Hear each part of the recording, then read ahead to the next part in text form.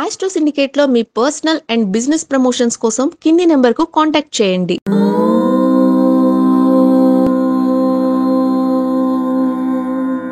ఓం శ్రీ గురుభ్యో నమః. హరి ఓం. శ్రియః కాంతాయ కళ్యాణ నిధయే నిధయేర్థినాం శ్రీ వెంకట నివాసాయ శ్రీనివాసాయ మంగళం. మంగళం కౌసలేంద్రాయ మహనీయ గుణాత్మనే చక్రవర్తి తనూజాయ సార్వభౌమాయ మంగళం. అందరికీ నమస్కారం. వారం వారం షేర్ మార్కెట్ సమాచారం మీకోసం. అంటే ఇక్కడ నేను చాలాసార్లు చెప్పాను, వారము, ఈ వారాన్ని బట్టి లగ్నము, లగ్నాన్ని బట్టి నామ నక్షత్ర ప్రధానమైనటువంటి షేర్స్ ఏవి బాగుంటాయి చెప్పడం.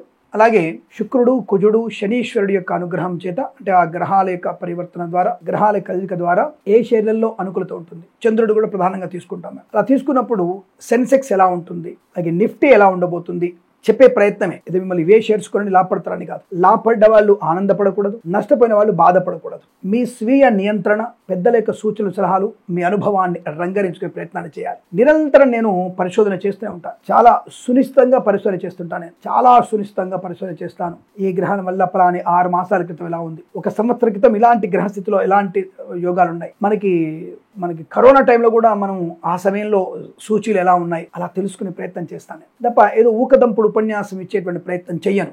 ఆ విషయాన్ని మీరు గమనించి తప్పకుండా మన ఛానల్ని ఫాలో అవ్వాలని, 10 మందికి తెలియాలని కోరుకుంటూ, మరి ఈ వారంలో అంటే ఆగస్టు 25వ తేదీ నుంచి 29 మధ్యలో ఒక బొజ్జే పూజ కూడా ఉంది. 27వ తారీఖు మహాగణపతి ఆరాధన. గణపతి అనుగ్రహం చేత కూడా ఈసారి మనకి షేర్ మార్కెట్లో లాభాల పంట పండే అవకాశాలు కనపడుతున్నాయి, నో డౌట్.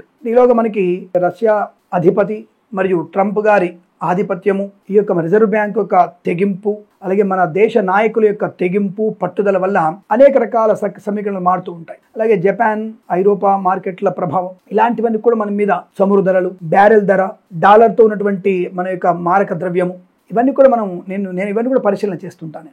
అలా చూసినప్పుడు నేను ఇవన్నీ కూడా తెలుసుకొని నేను చేసేటువంటి చిన్న ప్రయత్నం ఏ షేర్లు బాగుంటాయని. అలా చూసినప్పుడు మనకి ఈ యొక్క వారంలో మధ్యలో బొజ్జయ్య రోజు అంటే 27వ తారీఖు తీసేసి నేను మిగతా చెప్తున్నా 4 రోజులు అనుకోండి. ఆ 4 రోజుల సమయంలో ఏ షేర్స్ బలంగా ఉండే విషయాలు, ఏ రాష్ట్రాల వరకు బాగుంటుందో చెప్పే ప్రయత్నం చేస్తాను. ముందుగా మనకి సెన్సెక్స్ ఎంతవరకు ఉండబోతుంది చూసుకుందాం. మనం 81,550లో ప్రారంభమవుతుంది. అంటే మనకి గత వారంలో 81,306 పాయింట్ చేంజ్లో అది క్లోజ్ అయింది. ఇది గత శుక్రవారం. అంటే గురువారం కన్నా శుక్రవారం నష్టాలు పడింది. అంటే 4 రోజుల లాభం కాస్త 5వ రోజు కాస్త దిగదారింది కొద్దిగా. బట్ అయినా సరే పెద్ద సంపద నష్టపోలే, కానీ కొద్దిగా నష్టమే వచ్చింది, నష్టాలతోనే ముగిసింది. కానీ సోమవారం రోజున అంటే 25వ తేదీ మనకి తప్పకుండా అంటే ప్రారంభమే మనకి ఎగిసిపడే అవకాశం ఉంది. 81,550తో ప్రారంభమవుతుంది. ఓపెనింగ్ దాంతోనే అవుతుంది ఖచ్చితంగా. అలా ప్రారంభమై 81,993కి రీచ్ అవుతుంది. 81,993కి రీచ్ అవుతుంది ఖచ్చితంగా. ఆఖరిలో గణపతి దేవుడి అనుగ్రహం కావచ్చు, ఏదైనా కావచ్చు, 82,000 బెంచ్ మార్క్ కూడా దాటవచ్చు, లేదా 81,960, 80 మధ్యలో కూడా ఈ బెంచ్ మార్క్ దాదాపు రీచ్ అవ్వడానికి అవకాశం ఉంది అన్న విషయాన్ని గమనించండి. అంటే వృద్ధిలోనే ఉంటాం మనం. మళ్ళీ మనకి 1,00,000 కోట్ల ముదుపర్ల సంపద వృద్ధి పొందడానికి అవకాశం ఖచ్చితంగా ఉంది. ఇందులో సందేహం ఏమాత్రం లేదు. చాలా అద్భుతమైనటువంటి శుభ సమీకరణాలు, లాభాలే ఉన్నాయి. అలాగే మనకి రష్యా అధ్యక్షుడైనటువంటి పుతిన్ గారితో మనకి సత్సంబంధాలు, చమురు ధరల గురించి, తరతర గురించి కూడా మన మీద సుంకాల భయం లేకుండానే మనం ముందడుగు వేసే అవకాశం ఉంటుంది. దానివల్ల ట్రంప్ గారి యొక్క కొన్ని సూచనలు, సలహాలు కూడా మనకి ఉపయోగపడి మన దేశ ఆర్థిక పరిస్థితి అద్భుతంగా ఉండబోతుందన్న విషయాన్ని గుర్తించండి. ఇక నిఫ్టీ ఎలా ఉండబోతుంది? నిఫ్టీలోనే కాస్త మాయ జరుగుతోంది. గత వారంలో మనకి అంటే గత శుక్రవారం 24,870లో అది ముగింపు పలికి మళ్ళీ మనకి ప్రారంభమే, అంటే ఇప్పుడు 25వ తేదీ ప్రారంభమే 25,221లో ప్రారంభమవుతుంది.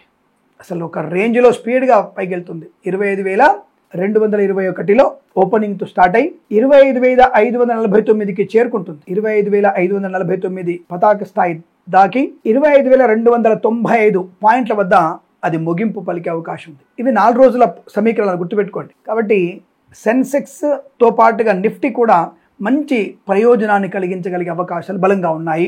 ఈ విషయాన్ని పూర్తిగా గమనించుకోండి. లాభవంతమైన వారంగా చెప్పబడుతుంది. వచ్చే 25 తేదీ నుంచి 29 ఆగస్టు వరకు చాలా చాలా అనుకూలంగా ఉండబోతుంది, ఇందులో సందేహం లేదు. ఇక ఏ షేర్స్ మనకి లాభాలు పొందుకునే అవకాశం ఉంది? మహీంద్రా అండ్ మహీంద్రా అంటే ఈ ఐటీ షేర్స్ కానివ్వండి, స్టీల్ కానివ్వండి, ఆటోమొబైల్ కానివ్వండి, వీళ్ళకి లాభాలు పొందే అవకాశం. అలాగే టాటా కూడా స్టీల్ కానివ్వండి, ఐటీ షేర్స్ కూడా లాభాలు పొందుకునే అవకాశం ఉంటుంది. అలాగే మనకి యాక్సెంచర్ లాంటి వాటిల్లో కూడా పెట్టుబడులు పెట్టవచ్చును, లాభాలు స్వీకరించే అవకాశం. ఐటీ షేర్లలో మంచి లాభాలు ఉంటాయి. ఇన్ఫోసిస్ కూడా మనకి కొద్దిగా లాభపడే అవకాశం ఉంటుంది. ప్రారంభంలో కన్నా 26వ తేదీ నుంచి ఇన్ఫోసిస్ కూడా మంచి లాభాలు పొందుకునే అవకాశం. ఇక బ్యాంకింగ్ సెక్టార్లకు వచ్చేస్తే axis bank, SBI, Canara bank ఇవి మంచి అనుకూలత. ఐసిఐసిఐ ప్రుడెన్షియల్ కానివ్వండి, అలాగే హెచ్ఎస్బిసి కానివ్వండి మంచి లాభాలు పొందుకునే అవకాశం కూడా బలంగా కనబడుతోంది. అంటే బ్యాంక్ సెక్టార్లు 5 చాలా అద్భుతమైనటువంటి ప్రయోజనాన్ని కలిగి ఉంటాయన్న విషయాన్ని గుర్తుంచుకోండి. అలాగే స్టీళ్లలో గోద్రేజ్ వాళ్ళది కూడా మంచి లాభసాటి వ్యవహారంగా కనబడుతోంది, అనుకూలం ఉంటుంది. ఎల్ఎన్టీ కూడా మంచి లాభాలు పొందుకునే అవకాశాలు కూడా బలంగా కనబడుతున్నాయి. అలాగే ఆటోమొబైల్లో మారుతి సుజుకి మరొకసారి తన సత్తా చాటుకునే అవకాశం చాలా బలంగా కనబడుతోంది.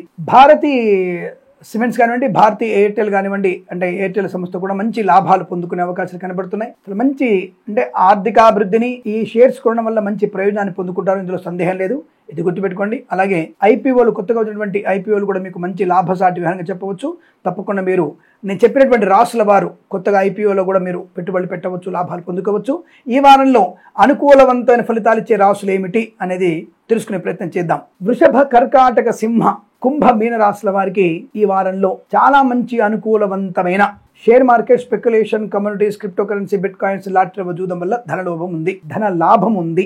ఆ విషయం గుర్తుపెట్టుకోండి. మరి ఏ రాశి వారికి అంతగా బాగాలేదని అడిగితే కన్యా రాశి వారికి మొదటి 2 రోజులు ఇబ్బందికరంగా ఉంటుంది, జాగ్రత్త. తదుపరి సామాన్య ఫలితాలు ఉన్నాయి. మిగతా వారందరికీ కూడా సామాన్య ఫలితాలు ఉన్నాయి.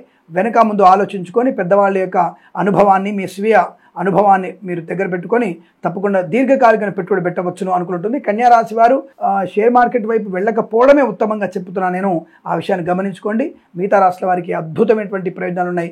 ఈ వారం ప్రతి వారం కూడా మీకు ఆనందమయమైనటువంటి షేర్ మార్కెట్లో ధన కనుక వస్తువాహన ప్రాప్తి రావాలని, గోల్డ్ కానీ ఇతరత్ర వాటిలో కూడా మంచి పెట్టుబడులు పెట్టి లాభాలు పొందాలని మనస్ఫూర్తిగా కోరుకుంటూ సర్వే జన సుఖినో భవంతు. ప్రేమతో మీ కిరణ్ శర్మ. తప్పకుండా మన ఛానల్ని సబ్స్క్రైబ్ చేయండి, లైక్ చేయండి, షేర్ చేయండి.